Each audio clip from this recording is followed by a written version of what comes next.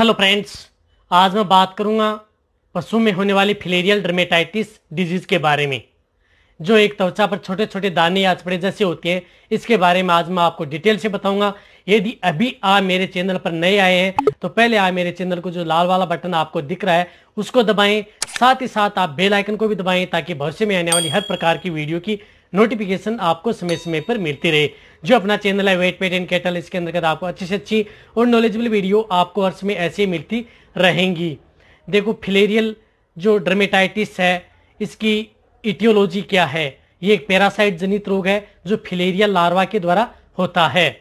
और इस रोग के जो मेन सिम्टम्स क्या होते हैं, इस रोग के अंतर्गत ये रोग विशेष रूप से गर्मी के दिनों में होने वाला एक रोग है, जिसमें पशु पर क्या हो जाते हैं, त्वचा पर छोटे छोटे दाने उभर आते हैं और जैसे अचपड़े जैसे छोटे छोटे दाने उभर आते हैं, अचपड़े जैसे लगते हैं। और वो दाने फूटने पर उनमें से ब्लड निकलता है, या उन्हें तभी यदि थोड़ा बहुत फोड़ा जाता है या उन्हें दबाया जाता है तो उनसे ब्लड निकलता है। और ब्लड निकलने के साथ साथ उसके अंदर कुछ पैरासाइट्स भी निकलते हैं और उसमें एक घाव बन जाता है। वो घाव कई दिनों बाद अचानक ही साफ हो जाता है। तो ये जो फिलेरियल जो डर्मेटाइटिस है, जो त्वचा पर छोटे छोटे दाने आ जाते हैं, तो ये गर्मियों के दिन में हमें सबसे ज्यादा पशु में देखने को मिलते हैं। और इस रोग में क्या है कि आप अपने जो पशु हैं उनको आप क्या करना चाहिए ताकि ये, और जब भी यदि आपके पशु में जो अचपड़े या छोटे छोटे दाने जैसे उभार आते हैं या त्वचा पर छोटे छोटे आपको देखने को भी मिलते हैं, छोटे पशु में बड़े पशु में हर प्रकार के पशु में आपको देखने को मिलते हैं, इसके लिए हमें क्या ट्रीटमेंट करना चाहिए उसके बारे में मैं आपको डिटेल से बता दूंगा। पहले तो मैं आपको बताना चाहता हूं कि यदि इस प्रकार के यदि आपके पशु में यदि सिम्टम्स हैं त्वचा पर, तो आपको उसे नीम की जो पत्तियां हैं उससे पानी को गर्म करके और उस पानी को ठंडा करके, यानी नीम की पत्तियों को लेकर के उसे गर्म कर लो और उससे पानी को जब ठंडा हो जाए तो आप अपने पशु को प्रतिदिन नहलाएं, ताकि ये क्या है कि एक पैरासाइट जनित रोग है, परजीवी जनित रोग है, ताकि उसे आपके पशु को छुटकारा मिले।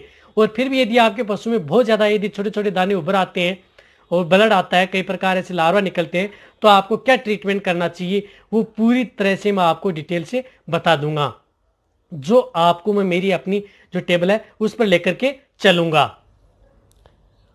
जो आपको मेरी टेबल पर जो ट्रीटमेंट दिख रहा है, यदि आपके पशु को फिलेरियल डर्मेटाइटिस हो जाए, जो त्वचा पर छोटे छोटे दाने या जैसे उभार हो जाएं, और सपोज करो कि यदि आपके पशु कहीं पर, तो आपके पशुओं को जैसे नीम की पत्तियां किसी साबुन से नहलाने से भी आपके पशुओं को ये ठीक हो जाता है, नॉर्मल है। तो कई बार ऐसा होता है कि आपके पशुओं को क्रोनिक स्टेज में चला जाता है तो वहां से फूटने पर घाव भी बन जाते हैं जगह जगह पर। यदि घाव बन जाते हैं तो इसके लिए हमें उसके लिए आवश्यकता होती है एंटीबायोटिक की। तो एंटीबायोटिक के तौर पर हमें कौन से इंजेक्शन यूज में लेना है, इसमें हम इंजेक्शन लेते हैं पेनिसिलिन ग्रुप। पेनिसिलिन ग्रुप के तौर पर जिस प्रकार से यदि आपका पशु बड़ा है, जिसका बॉडी वेट 400 से 500 केजी बॉडी वेट है, इसके लिए हम स्ट्रेप्टोपेनिसिलिन जो DCR इंजेक्शन बोलते हैं, ये इंजेक्शन आप यूज में ले सकते हैं 2.5 ग्राम।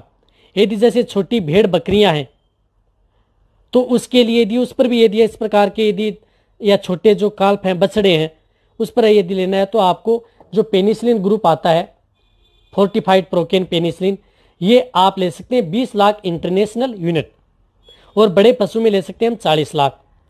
और वैसे इस पेनिसिलिन के बारे में मेरे चैनल पर एक वीडियो भी बनाया हुआ है कि पेनिसिलिन एंटीबायोटिक पशु में किन किन रोगों में काम करती है। वो नीचे जाके आप डिस्क्रिप्शन में आपको लिंक मिल जाएगा, वहां पर जाकर के आप देख सकते हैं कि डिटेल में बताया गया है। तो आप एंटीबायोटिक के तौर पर ये ले सकते हैं। और एंटीबायोटिक इसको घोलने के लिए आप जो क्लोरफेनेरमाइन मेलेट है जी, जिस प्रकार से CPM के तौर पर कोई सी भी कंपनी का है जो साल्ट वाला, वो आप इंजेक्शन यूज में ले सकते हैं। बड़े पशुओं के लिए आप 8 ml घोल सकते हैं, और ये जैसे भेड़ बकरी हैं तो उसके लिए 5 ml, जैसे 20 लाख इंटरनेशनल यूनिट पेनिसिलिन है, उसको आप इस CPM से घोल करके आप अपने पशु को इंट्रामस्कुलर इंजेक्शन लगवा सकते हैं। अब आपके पशु में यदि इस तरह का होगा, घाव होगा, तो आपके पशुओं को दर्द भी होगा, तो दर्द के लिए हमें एनाल्जेसिक के तौर पर हमें कौन सा इंजेक्शन यूज में लेना है, तो इसके लिए हम यूज में लेंगे जिस प्रकार से एक मेनकाइंड का आता है डोलावेन प्लस, या अदर कंपनियों किसी का जिसके अंतर्गत साल्ट होना चाहिए, जिस प्रकार से मैं ये है निमोस्लाइड पैरासीटामोल, ये आप इंजेक्शन यूज में ले सकते हैं। जैसे बड़े पशु हैं जिनका वेट है 450 से 500 केजी, तो आप 20 ml इंट्रामस्कुलर इंजेक्शन यूज में ले सकते हैं। यदि आपके पशुओं का वेट जैसे छोटी भेड़ बकरियां हैं 20 से 30 केजी है, तो आप 5 ml इंट्रामस्कुलर आप यूज में ले सकते हैं।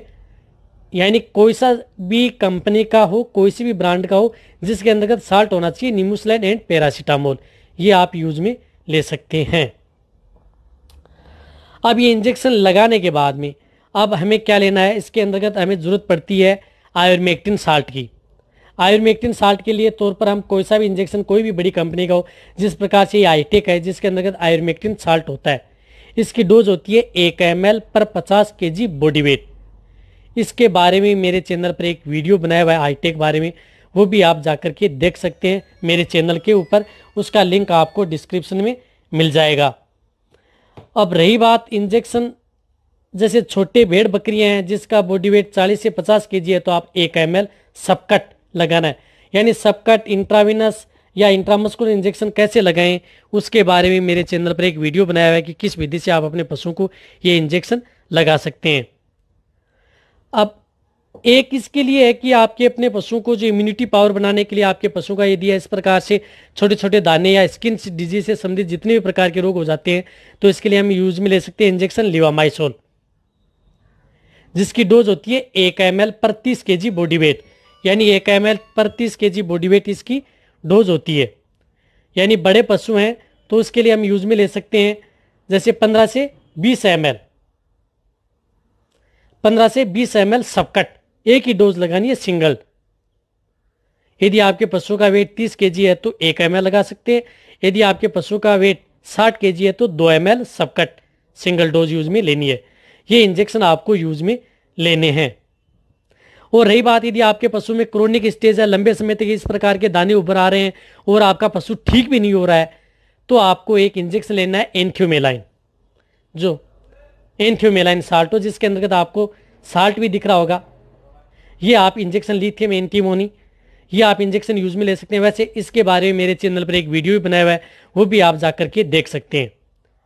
ये यूज में लेना है यदि आपका पशु बड़ा है, जिसका बॉडी वेट 450 से 500 kg बॉडी वेट है, तो उसको आप 15 से 20 ml इंट्रामस्कुलर आप इस इंजेक्शन को यूज में ले सकते हैं। और ये इंजेक्शन लेना आपके पशु को, जैसे आज लगा अल्टरनेट डे, जैसे आज यदि लगा दिया है तो आपको कल छोड़ करके परसों लगाना है, एक दिन छोड़ करके एक दिन। ये इंजेक्शन 2 बार यूज में लेना है। यदि आपके पशु को इस प्रकार का रोग हो गया है और ठीक नहीं हो रहा है, तो तभी आप इस इंजेक्शन को यूज में लेना है। अब जो जितने भी मैंने ये इंजेक्शन बताए हैं, जो जितने भी ये प्रकार के जो इंजेक्शन है, ये जो इंजेक्शन आप अपने नज़दीक जो पशु चिकित्सक है उनकी देख रेख में ही यूज में लेना है। आप खुद डॉक्टर बनने की कोशिश ना करें।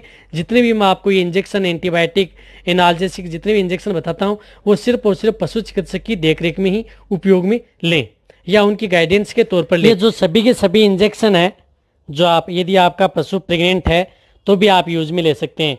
यानी जो ये ट्रीटमेंट है ये प्रेगनेंसी सेफ भी है। यदि आपके पशु प्रेग्नेंट है तो भी आप इस ट्रीटमेंट को आप यूज में ले सकते हैं। यदि आपका पशु नॉन प्रेग्नेंट है तो भी आप यूज में ले सकते हैं।